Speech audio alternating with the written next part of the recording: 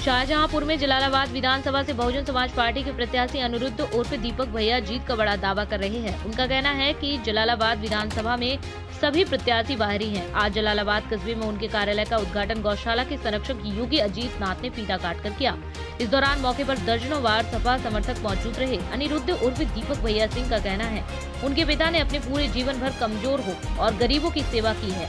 अनिरुद्ध सिंह का ये भी कहना है कि वह चुनाव जीतकर जनता के उस सपने को पूरा करेंगे जो विकास का सपना इलाके की जनता देखती है। कार्यक्रम के दौरान बातचीत करते हुए अनिरुद्ध सिंह भावुक नजर आए। वहीं गौशाला संरक्षक योगी आदित्यनाथ का कहना है कि उन्होंने अनुज सिंह को अपना आशीर्वाद दे दिया है और जलालाबाद विधानसभा से अनिरुद्ध उर्फ दीपक भैया को विजय जरूर मिलेगी। उनके सहयोगी प्रेमपाल वाल्मीकि भी उद्घाटन के समय रहे मौजूद और लोकपाल सिंह उद्घाटन के समय पर मौजूद रहे।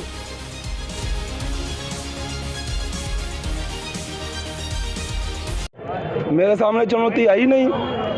ये लोग तो 15 दिन पहले आए हैं और ये तो अपने कार्यकर्ताओं से नहीं मिल पाएंगे तो वो वोटरों से क्या मिलेंगे।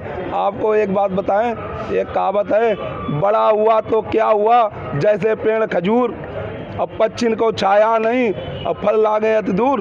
तो हमारे सामने 3 कैंडिडेट हैं। एक तो यहाँ से 700 किलोमीटर दूर हैं जो हरियाणा के हैं, दूसरे यहाँ से 275 किलोमीटर दूर के हैं और तीसरे जो हैं वो यहाँ से 165 किलोमीटर दूर के हैं। तो फल तो उनका अगर जो फल लगेगा भी तो इतनी दूर लगेगा, कौन खा पाएगा? जलालाबाद की जनता खा पाएगी? हम आपसे पूछना चाहते हैं। तो जलालाबाद की जनता बहकावे में आने वाली नहीं है। हम तो 8 महीने से डोर टू डोर सबके घर जा रहे, 90% गांव मैंने खुद डोर टू डोर हर जात बिरादरी के गांव सबके डोर टू डोर जाके सीधे वोटर से वोट मांगा और सबके पास वोट एक ही है।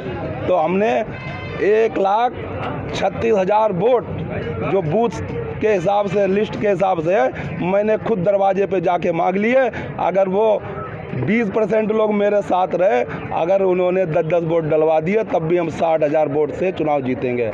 और बाकी आप देख रहे हो, हम तो अकेले निकलते हैं, किसी गांव में एक गाड़ी लेके जाते हैं और सारी गलियां भर जाती हैं। ये हमारा कुछ नहीं है, मेरे पापा जी का दिया हुआ है, स्वर्गीय KP सिंह यादव जी का, जो 2002 में चुनाव लड़े थे।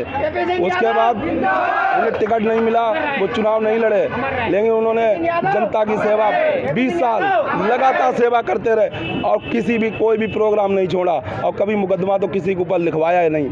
एक बात और कहना चाहेंगे, लेकिन पापा जी ने नहीं लिखवाया मुकदमा। अब जो पापा जी के लोग उनके साथ थे और आज जो मेरे साथ हैं वही लोग मेरे रहेंगे और जो मेरे साथ नहीं है वो आगे मेरे नहीं रहेंगे। ये आपको हम बताना चाहते हैं। अब पापा वाली वो राजनीति हम थोड़ी छोड़ेंगे। जो मेरे साथ है वो मेरे पापा जी के थे और जो मेरे साथ रहेंगे वही मेरे रहेंगे। जो पापा जी के साथ थे आज मेरे साथ नहीं है, वो मेरे कभी नहीं होंगे। उनके सारे संबंध मेरे ख़त्म हैं और मैं किसी कोठी में चाय पीता नहीं हूँ।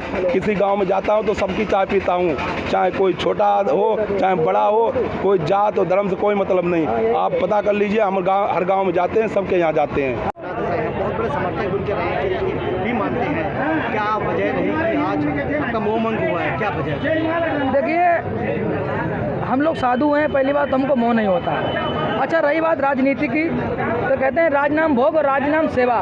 तो साहब, हम राजनीति की बात करना चाहते हैं, हम राजनीति की बात नहीं करना चाहते। और जिस तरीके से हमने अपने क्षेत्र में, हमारी विधानसभा में सबसे बड़ा अगर समस्या है तो कृषि जगत में, कृषि के लिए, खेती के लिए सिंचाई की व्यवस्था नहीं है, गऊओं से लोग परेशान हैं और ये तो पूरे उत्तर प्रदेश में है।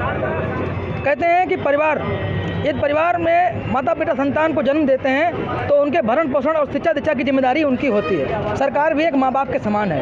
यदि कहीं न कहीं हमने गायों को उनकी सुरक्षा के लिए उनको सम्मान जो दिया है, जो वास्तविक उस सम्मान के अधिकारी हैं, तो उनकी जिम्मेदारी निभाने का भी हमारा पूर्ण अधिकार से बनता है।